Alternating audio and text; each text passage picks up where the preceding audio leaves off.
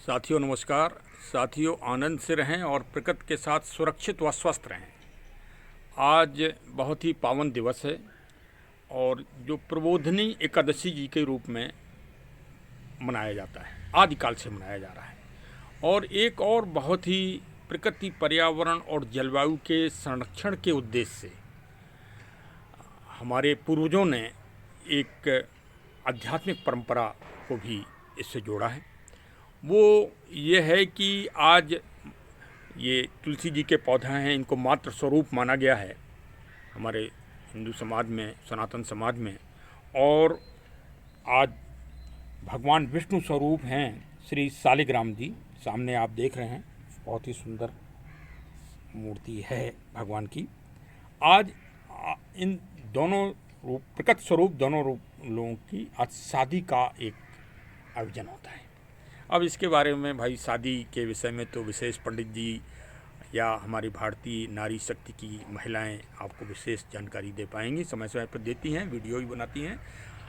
हमारा विषय आज अब तुलसी जी के पौधे को एक चित्रित रूप में मैं दिखा रहा हूं, लेकिन तुलसी जी के पौधे का आज विषय नहीं है और न ही तुलसीदास जी का ही विषय है, लेकिन विषय है तुलसी ही।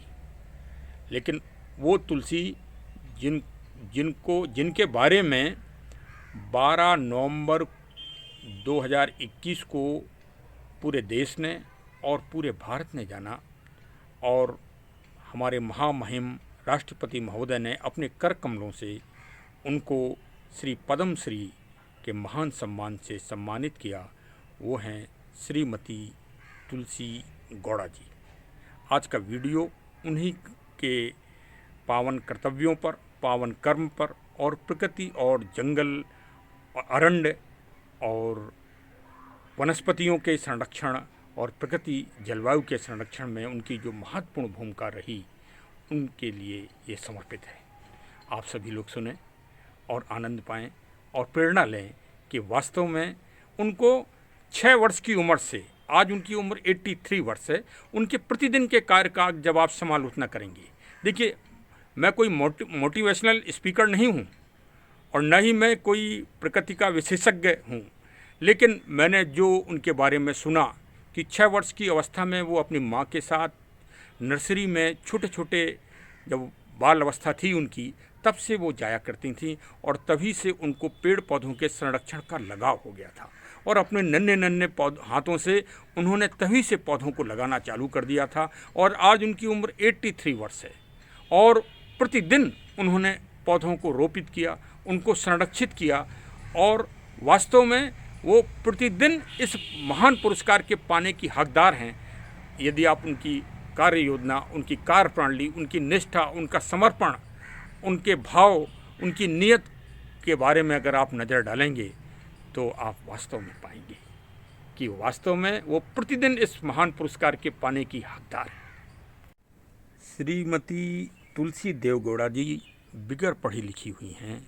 उनको उनके सामने जो परिस्थितियाँ थीं, एक तो वो आदिवासी जनजाति से संबंधित हैं और होनाली गांव है कर्नाटक में, जो काफ़ी जो घने जंगल हैं उनके बीच में ये उनका गांव स्थित है।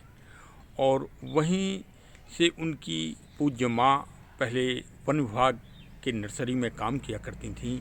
उन्हीं के साथ वो भी बाल्यावस्था से ही इस काम को करना उन्होंने प्रारंभ कर दिया और उनको इतना ज्ञान और इतनी अभिरुचि हुई पर्यावरण, जंगल और अरण्य के मामले में कि आज उनको जंगल के विश्वकोश से इंसाइक्लोपीडिया ऑफ फॉरेस्ट की संज्ञा दी जाती है। कितना बड़ा, यदि आप देखें तो फॉरेस्ट विभाग के बड़े से बड़े अधिकारी जब से भारत स्वतंत्र हुआ है तब से लेके आज तक फॉरेस्ट विभाग में कार्य कर रहे होंगे और आज की तारीख में भी बहुत बड़े बड़े अधिकारी फॉरेस्ट विभाग में काम करते हैं पूरे देश में। लेकिन इतना महान सम्मान, इतना महान ज्ञान की पुंज का जो शब्द है वो किसी के पीछे आज तक नहीं जोड़ा गया। वो निरक्षर हैं, वो कितनी महान महिला हैं कि उनको इतने बड़े मतलब जंगल में कितनी वनस्पतियां होती हैं, कितने पेड़ पौधे होते हैं जिनके बारे में संख्या जान पाना ही आसान नहीं है, उनकी वो विशेषज्ञ मानी जाती हैं और बड़े बड़े अधिकारी उनसे आके और उनसे ज्ञान अर्जित करते हैं। उनका कितनी बड़ी निष्ठा है, कितनी बड़ा उनको उनका समर्पण है। इस समर्पण के भाव को आप जानिए। अपने लंबे 60 वर्ष के कार्यकाल में उनके द्वारा लगाया गया एक भी पौधा आज तक कभी सूखा नहीं, कभी मरा नहीं। आज वो अपने स्वयं के कर कमलों के हाथों से 30,000 पौधे इस कर्नाटक के भूमंडल में वो लगा चुकी हैं। यानी आप ये लोग आज बीमा कराते हैं इसलिए कि हमारे बच्चे उस धन को प्राप्त कर सकें और वो अपने सुख सुविधा के द्वारा आगे रह सकें। उन्होंने निस्वार्थ भाव से कितना बड़ा कार्य किया है।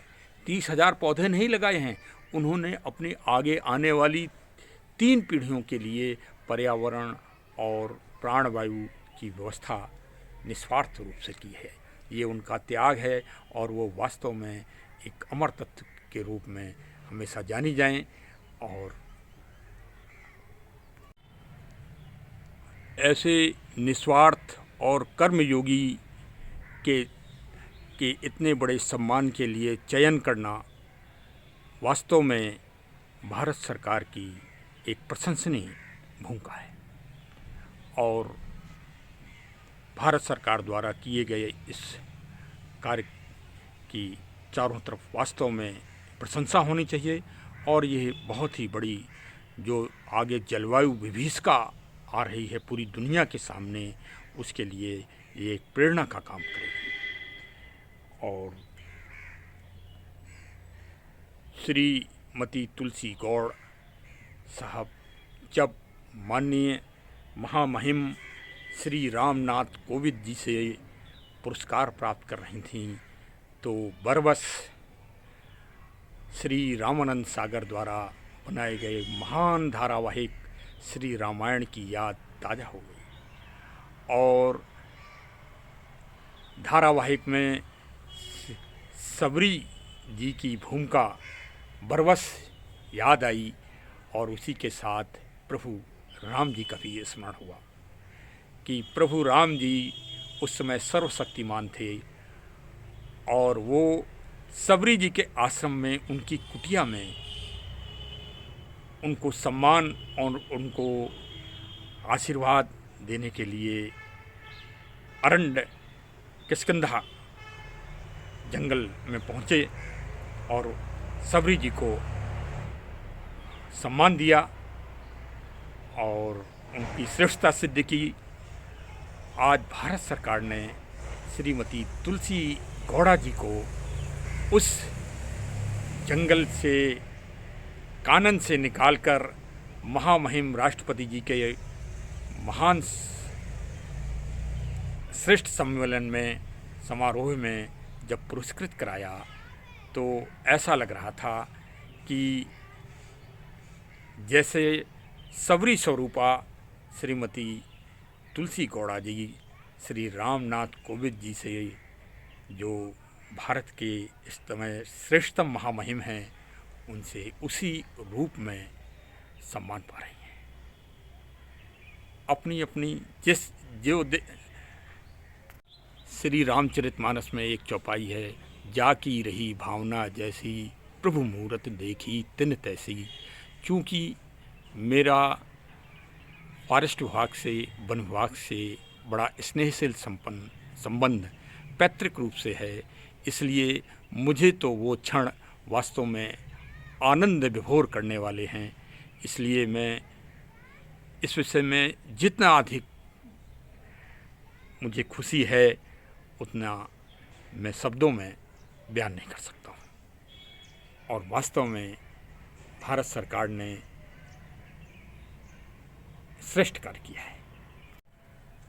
अन्य राज्य सरकारों को व अन्य संस्थाओं को भी ऐसे श्रेष्ठ जलवायु प्रकृति व पर्यावरण के संरक्षण के ऊपर जो महान भूमिका निभा रहे हैं, समाज में, देश में, राष्ट्र में, विश्व स्तर पर उनको सम्मानित करना पड़ेगा, उनको पुरस्कृत करना पड़ेगा। और यदि आप या हमारी सरकारें, हमारी बड़ी बड़ी संस्थाएं इसमें अगर पीछे रहीं तो ये इस तरह से जो आज का मुख्य समाचार है, ये समाचार हमें अभी तो दिल्ली से ही पढ़ने को मिल रहा है, जिसमें हमारे माननीय सुप्रीम कोर्ट न्यायालय महोदय भी बड़े चिंतित हैं और उन्होंने भी एक बड़ी तीखी और तल्ख टिप्पणी व्यक्त की है और आदेश दिया है सरकारों को पर्यावरण के संरक्षण के लिए। यदि हम जागरूक नहीं हुए तो इसी तरह के समाचार विभिन्न अंचलों में पढ़ने को मिलते रहेंगे।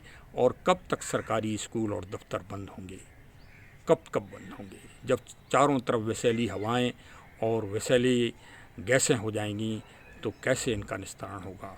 हमें इसी तरह के पर्यावरण और जलवायु के संरक्षण करने वाले नायकों को सम्मानित करना होगा, उन्हें पुरस्कृत करना होगा। और इस भूमंडल पर बड़े बड़े ऊंचे ऊंचे वृक्ष जिनका हमारे पूर्व में जिनका वायु प्रदूषण और एनवायरनमेंट के लिए महत्व बताया गया है, जैसे अशोक के वृक्ष हैं, नीम के वृक्ष हैं, बरगद के वृक्ष हैं और पीपल है और आदि इसी कोटि के वृक्षों को लगवाना, सरकारों को लगवाना पड़ेगा, जन जन को लगाना पड़ेगा। और यदि आपने कनेर और बोगनविलिया और इस तरह के पौधों को लगाकर पैसे का अपव्यय किया, जनता के पैसे का, तो इस समस्या का समाधान नहीं हो सकता है। चलिए, श्रीमती तुलसी देवगौड़ा जी को बहुत बहुत बधाई। और वो हमारी सभी समाज के लिए, देश के लिए इसी तरह अपने आगे के जीवन में भी प्रेरणात्मक उदाहरण प्रस्तुत करती रहें और हम सबको आशीर्वाद देती रहें।